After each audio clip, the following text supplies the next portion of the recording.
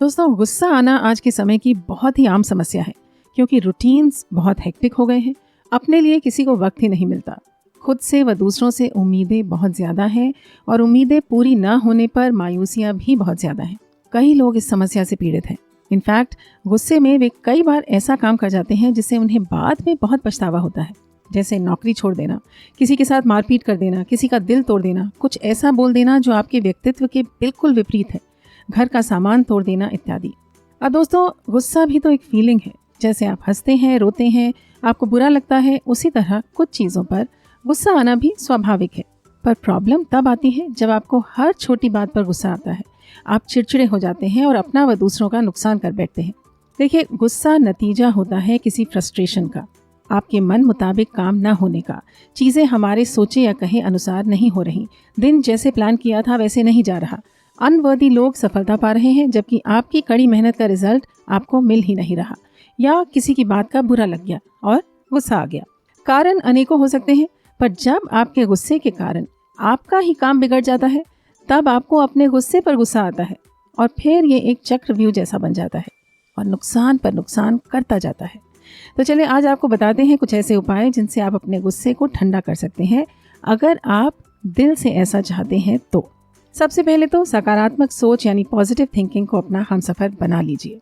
शुरू में लगता है कि कहना आसान है, पर यकीन मानिए पॉसिबल है।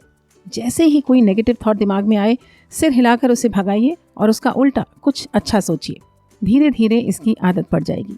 दूसरी बात, अगर किसी और की गलती ने आपको परेशान किया है तो हमेशा अपने नज़रिए से अलग एक नज़रिया बनाकर परिस्थिति का आकलन कीजिए। परफेक्ट तो कोई भी नहीं है इस दुनिया में, आप भी नहीं, और इतने सारे लोग हैं इस दुनिया में, तो सबके सोचने का नज़रिया भी तो अलग ही होगा ना, तभी तो दुनिया तरक्की करती है। तो अपने से अलग नज़रिए से परेशान मत होइए। गुस्सा आए तो गहरी गहरी सांस लें, मन में 10 तक की गिनती करें। अगर उस सिचुएशन में कोई ऐसी चीज़ या व्यक्ति है जो आपके गुस्से का कारण है तो शांति से उस जगह से थोड़ी दूर चले जाइए। किसी फैमिली मेंबर या अच्छे दोस्त को बताइए आपकी प्रॉब्लम के बारे में, जिससे वो आपकी मदद कर सके, आपको शांत कर सके। तीसरी बात, दिनचर्या में भी कुछ चीज़ों का ध्यान रखकर आप अपने गुस्से को कम कर सकते हैं। दिन के रूटीन में व्यायाम, खुली हवा में सैर करना, थोड़ा बहुत प्राणायाम जैसे अनुलोम विलोम और मेडिटेशन को शामिल करना भी बहुत फ़ायदा करता है। चौथी बहुत ज़रूरी बात, नींद पूरी होना बेहद ज़रूरी है और अक्सर हम इस ज़रूरी तथ्य को नकार देते हैं। नींद पूरी ना होने पर शरीर व मन दोनों थके होते हैं और आप जल्दी इरिटेट हो सकते हैं।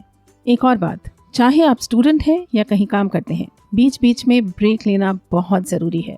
हैविंग सेड दैट, अगर आपकी गुस्से की समस्या आपके और आपके अपनों के लिए बहुत दुखदाई है तो आपको किसी प्रोफेशनल काउंसलर से बात कर इसका निदान व इलाज लेना चाहिए।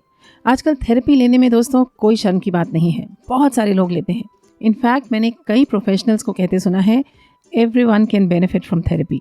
सबको थेरेपी से फ़ायदा हो सकता है क्योंकि हम लोगों ने अपने गहरे अंदर, अपने सबकॉन्शियस में कई ऐसी बातों को दबा लिया है जो हमें मालूम भी नहीं है, लेकिन वो हमारे व्यवहार को प्रभावित करती हैं। एक ही ज़िंदगी है दोस्तों, हंस हंस के गुजारेंगे तो खुश रहेंगे, शिकायत करके, परेशान रह के, गुस्सा करके बिताएंगे तो खुद भी दुखी और आपके आसपास वाले भी दुखी। तो फैसला तो आपके ही हाथों में है ना। और याद रखिएगा, गुस्सा करना और गुस्से पर काबू ना कर पाना दो अलग अलग चीज़ें हैं। चलिए, आज बहुत समय ले लिया आपका, पर टॉपिक इतना महत्वपूर्ण था और कई श्रोताओं ने इसकी रिक्वेस्ट की है कई बार। तो अगर बात काम की लगी हो तो इसे शेयर कर दूसरों के भी काम आए। रोज़ सुबह की प्रेरक व ज्ञानपूर्ण शुरुआत करना चाहते हैं सुविचार परिवार के साथ, तो कर लें चैनल को सब्सक्राइब और दबा दें बेल आइकन को भी। जान लेते हैं आज के शब्द। आम समस्या, कॉमन प्रॉब्लम, मायूसियाँ, डिसअपॉइंटमेंट्स, समस्या से पीड़ित, someone who's suffering from a problem, विपरीत, opposite, स्वाभाविक, natural, चिड़चिड़े, irritable, frustration, निराशा या कुंठा, unworthy, अयोग्य, हमसफर, companion, परिस्थिति का आकलन करना, to evaluate the situation, तरक्की, growth, निदान व इलाज, diagnosis and treatment, subconscious, अचेतन, काबू ना कर पाना, unable to control। एक बात बताइए, आप में से कितने लोग इन शब्दों को लिखकर प्रैक्टिस करते हैं और पिछले शब्दार्थ आपको याद हैं कि नहीं? सभी न सही, पर कुछ कुछ का प्रयोग करेंगे रोज़ रूटीन में तो बेहतर याद होंगे। तो आज कितने नए शब्द या फ्रेजेस सीखे आपने? लिख दीजिए उन्हें कमेंट्स में या अपने नोट्स में, जिससे अच्छे से याद हो जाए।